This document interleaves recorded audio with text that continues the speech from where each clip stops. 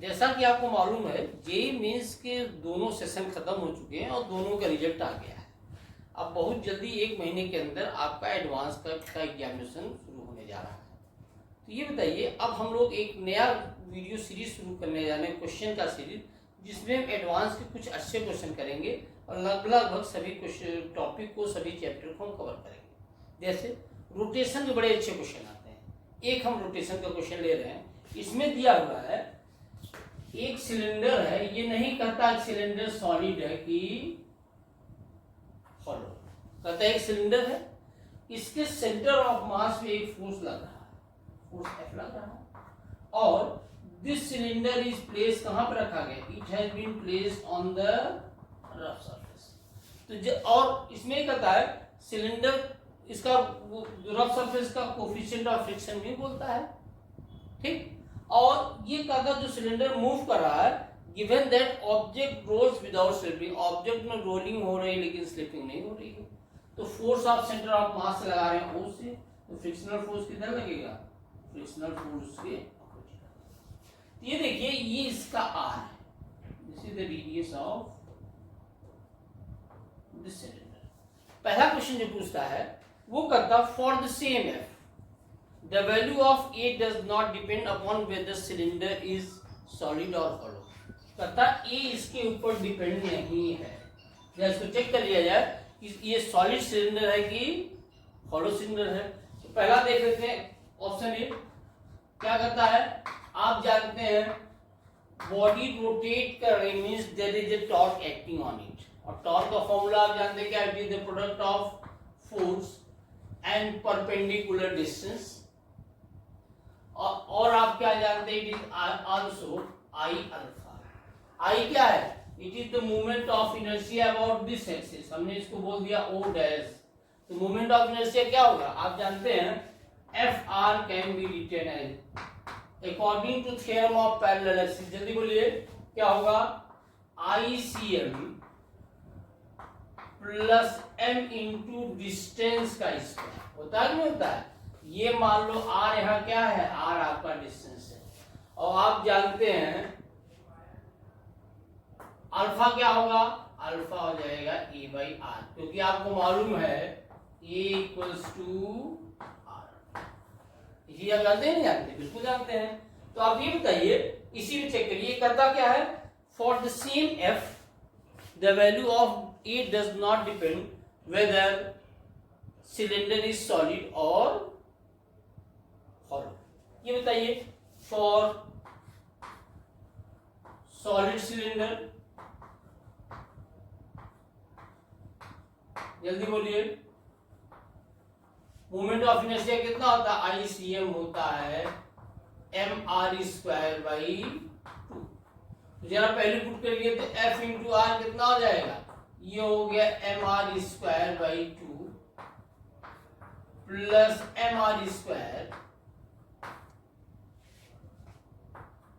D क्या है यहाँ, डी है R into A by R।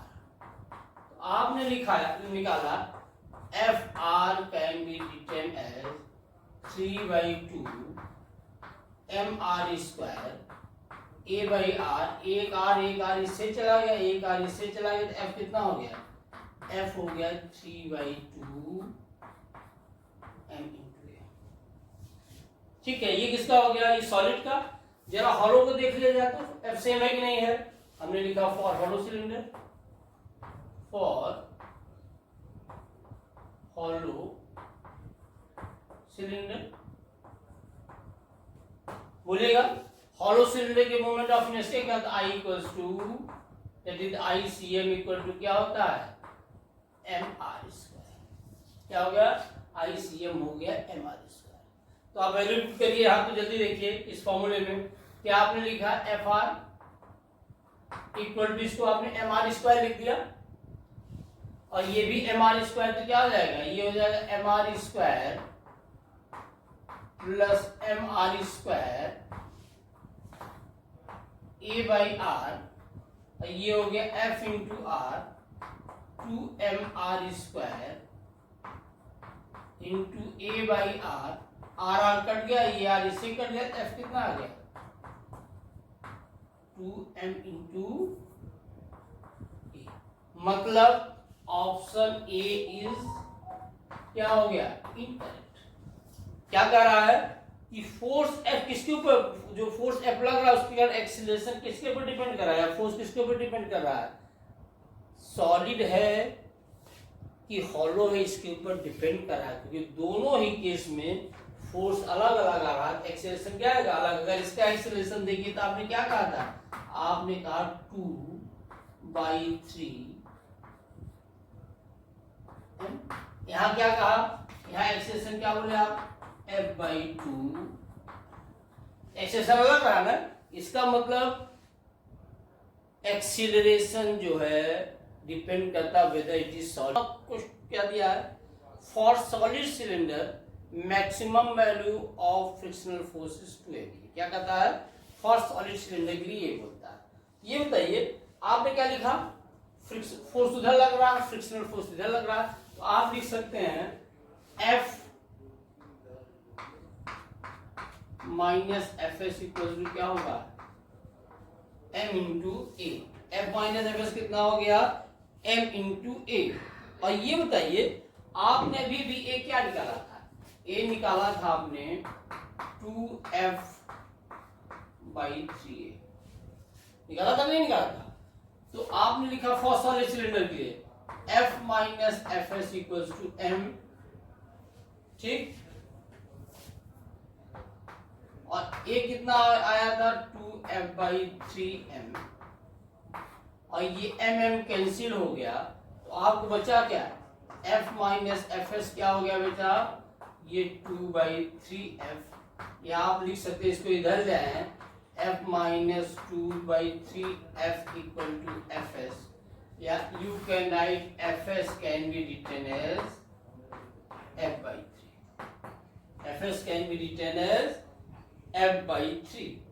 और ये बताओ F कितना था, अभी आपने निकाला था, F के बारे में आपने क्या निकाला, F की वैल्यू अगर यहाँ पुट कर दें आप तो F/3, F आपने निकाला था, इससे जरा देखो तो F हो गया तुम्हारा कितना 3ma/2 होगा कि नहीं होगा, ये हो गया 3ma/2।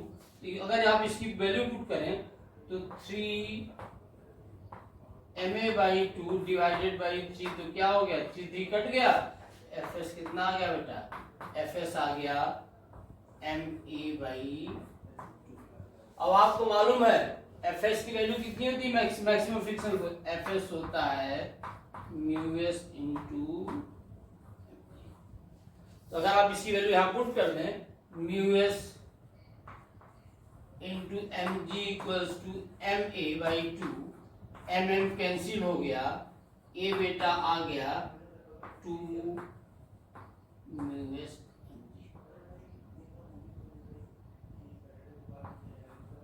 हो गया कि नहीं हो गया, तो क्या कहा था, मैक्सिमम वैल्यू ऑफ फ्रिक्शनल आ गया नहीं, maximum value of frictional force ये कितना आ गया, एक्सेलेरेशन कितना आ गया, दैट इज 2 μg आ गया नहीं, mm कट गया था, m कैंसिल हो गया।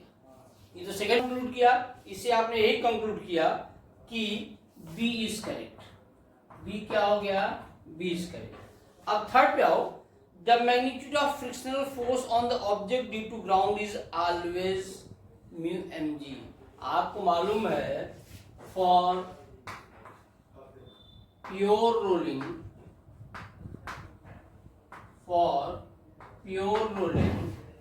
fs is less than or equals to, इसलिए c क्या हो गया, c आपका दिस आंसर इज इनकरेक्ट। क्या हो गया आपका सी आंसर क्या। हाँ अब आइए फोर्थ पार्ट में। फोर्थ में आपका था for a thin walled hollow cylinder acceleration a equals to F/2m। ये बताइए आपने कहा tau torque Fr equal to moment of inertia ICM plus यहाँ md²। हॉलो स्फीयर का मोमेंट ऑफ इनर्शिया क्या होता है, upon centre of mass mr²।